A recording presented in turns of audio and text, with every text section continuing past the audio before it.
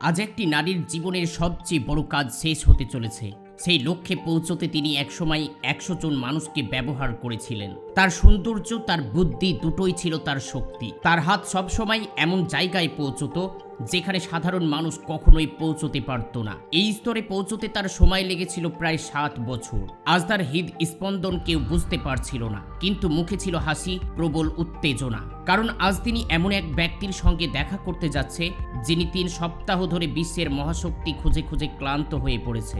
হ্যাঁ, তিনি সাক্ষাৎ করবেন ইরানের সর্বোচ্চ নেতা আয়াতুল্লাহ আলী খামেনির সঙ্গে। কিন্তু প্রশ্ন হলো, এই নারী কিভাবে ইরানের সর্বোচ্চ নেতার সঙ্গে যোগাযোগ করলেন? তিনি মুসলিম নাকি ইহুদি, শিয়া নাকি সুন্নি? তিনি কি ফরাসি নাকি ইরানি সাংবাদিক, নাকি আসলেই একজন ইহুদি এজেন্ট? তার সংযোগ কি হামাসের নেতা ইসমাইল হানিয়া বা হিজবুল্লাহর প্রধান হাসান নাসরুল্লাহর সঙ্গে, নাকি তিনি কেবল ইসলাম নিয়ে গবেষণা করা এক লেখিকা? আসলে গোটা বিষয়টির মূল ছিল ইসরায়েলি গোয়েন্দা সংস্থা মোসাদ। ইরানের ভিতরে ফাঁদ পেতে রেখেছিল তারা, আর সেই ফাঁদের এক বড় অংশ ছিল এই নারী ক্যাথরিন। এটা ৩টি বড় লড়াইয়ের গল্পের সঙ্গে জড়িত।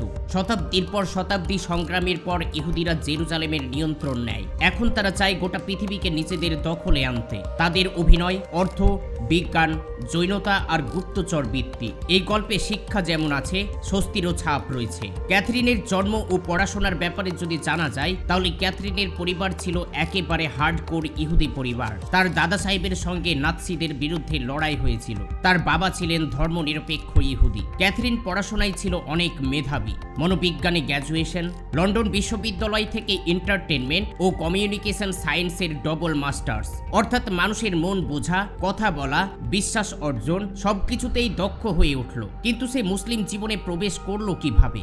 বিশ্ববিদ্যালয়ে পড়াশোনার সময় ক্যাথরিনের সঙ্গে পরিচয় হয় এক ইয়েমেনি মুসলিম ছেলের। ২০০৮ সালে তারা বিয়ে করেন, আর কিছুদিনের মধ্যেই ক্যাথরিন ইসলাম গ্রহণ করে। এই ঘটনা ছিল চমকপ্রদ।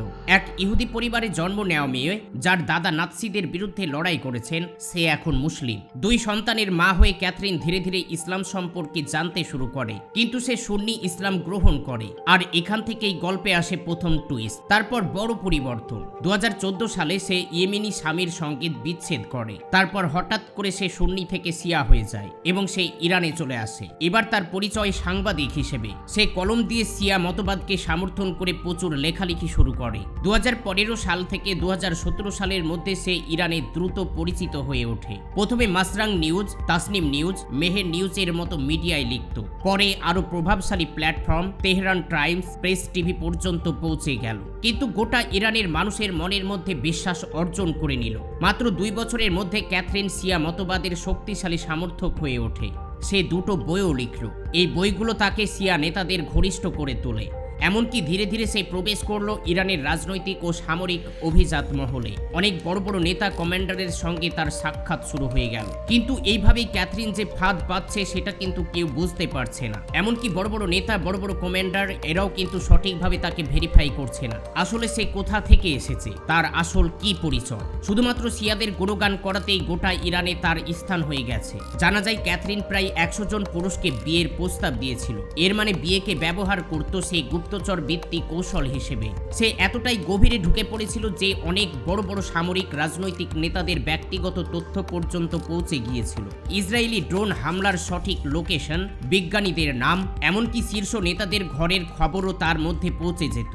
সবচেয়ে বড় মুহূর্ত, খামেনির সঙ্গে সাক্ষাৎ। ২০১৭ সালের ফেব্রুয়ারিতে তেহরানে বৃষ্টি হচ্ছে। একটি কালো গাড়ি ক্যাথরিনকে নিয়ে গেল অজানা এক স্থানে। তার শরীর কাঁপছিল, আঙ্গুল কাঁপছিল, কারণ সে জানতো আজ তার সামনে আসতে যাচ্ছেন ইরানের সর্বোচ্চ নেতা। তারপর তাকে একটি ঘরের মধ্যে নিয়ে যাওয়া হলো।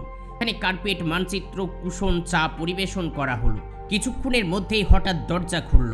ভিতরে এলেন আয়াতুল্লাহ আলী খামেনি। কিন্তু ক্যাথরিনকে আগে থেকেই অনেকবার সতর্ক করা হয়েছিল, তিনি কিছু বলবেন না, চোখে চোখ রাখবেন না। খামেনি শুধু বলবেন, ক্যাথরিন তুমি নিখুঁত দেখাচ্ছ। ৮ ঘন্টার বৈঠক। এরপর নেতা চলে গেলেন। ক্যাথরিন জানল তার জীবনের সবচেয়ে বড় মিশন শেষ। ইরানের সর্বোচ্চ নেতা আয়াতুল্লাহ আলী খামেনির সঙ্গে এই সাক্ষাতের পর তিনি গোটা ইরানে এতটাই বিশ্বস্ত হয়ে গেল যে ইরানে তার শক্তি বড় বড় নেতাদের মতো হয়ে গেল। এরপর থেকে ক্যাথরিন হয়ে উঠল এক তারকা সাংবাদিক। মুসলিম প্রেস টিভি এমনকি শীর্ষ নেতাদের ঘনিষ্ঠ মহলেও তার প্রবেশ অধিকার ছিল। সে হাসি মুখে অনেক বড় নেতাদের সঙ্গে ছবি তুলল, এমনকি সে নিহত জেনারেল কাসিম সোলাইমানির কন্যার সঙ্গেও ছবি তুলেছিল। রাশিয়ার সঙ্গে গুরুত্বপূর্ণ ব্যক্তিদের সঙ্গেও ঘনিষ্ঠতা গড়ে তুলেছিল। এতক্ষণে গোটা ইরানে তার জাল বিছানো হয়ে গিয়েছিল, কিন্তু ইরানের এত বড় বড় ইন্টেলিজেন্ট থাকার সত্ত্বেও তার এই ছক কেউ বুঝতে পেরেছিল না। তার প্ল্যান মোতাবেক সমস্ত কাজ প্রায় কমপ্লিট। ইরানে থেকে কোনো লাভ নেই, এবার শুধুমাত্র ইরানের সেই প্ল্যান অনুযায়ী অ্যাটাক করা বাকি। এই কারণে তিনি হঠাৎ করে 2022 সালে সে ইরান ছেড়ে ফ্রান্সে চলে যায়। এরপর সোশ্যাল মিডিয়ায় একটি নিবন্ধে সে স্বীকার করল সে ইসলাম গ্রহণ করেছিলেন শুধুমাত্র অনুপ্রবেশের জন্য। সে ছিল আসলে মোসাদের এজেন্ট। এই তথ্য শোনার পর ইরানের মাথায় আর কোনো কাজ করছিল না, কারণ এই ক্যাথরিনের কাছে গোটা ইরানের সমস্ত ইনফরমেশন আছে এবং সেগুলো ব্যবহার করে ক্যাথরিন যে কোনো সময় গোটা ইরানের সবচেয়ে বড় ধরনের হামলা চালাতে পারবে। গোটা ইরান জুড়ে একটা বিশৃঙ্খলা শুরু হয়ে গেল। এটা কিভাবে সম্ভব?